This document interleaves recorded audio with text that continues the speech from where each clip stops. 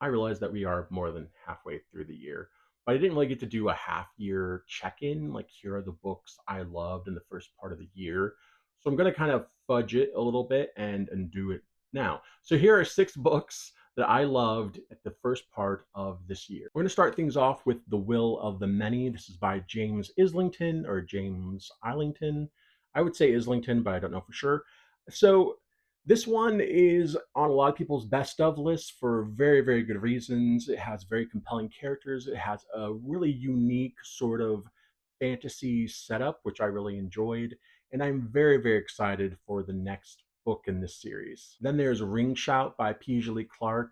This is such a brilliant sort of alternate history take on things. And I love the way it's executed, and it's really stuck with me. There's a lot of scenes in this book that I'm still thinking about. Then there's Where I End by Sophie White.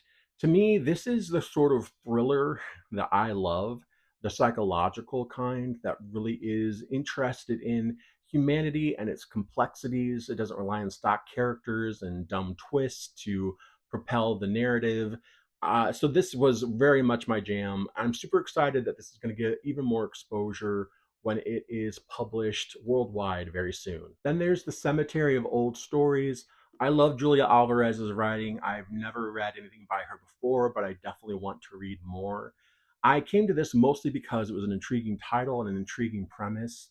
What I didn't expect was to find such a beautiful interweaving of personal history and political history with just some beautiful passages that are plainly spoken at the same time.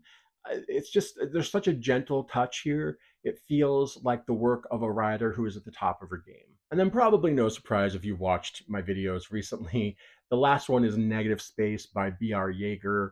This one I found so compelling. I think I've said it before, but it really got its hooks into me early on.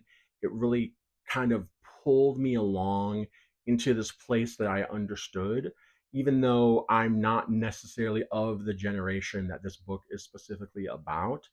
I think a lot of generations have felt this sort of dark hollow, and I think we're starting to see that more and more. And I think that this is not just an interesting book that is compelling and mysterious and isn't afraid to not really hold your hand and leave things sort of strange and complex. But I also think, in a lot of ways, this is an interesting document of our moment in time.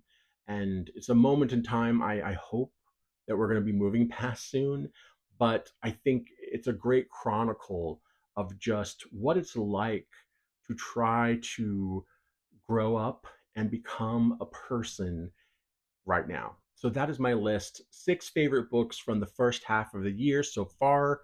I'm really excited for what the rest of the year will bring. I've got some fantastic books coming up that I'm really excited to get to.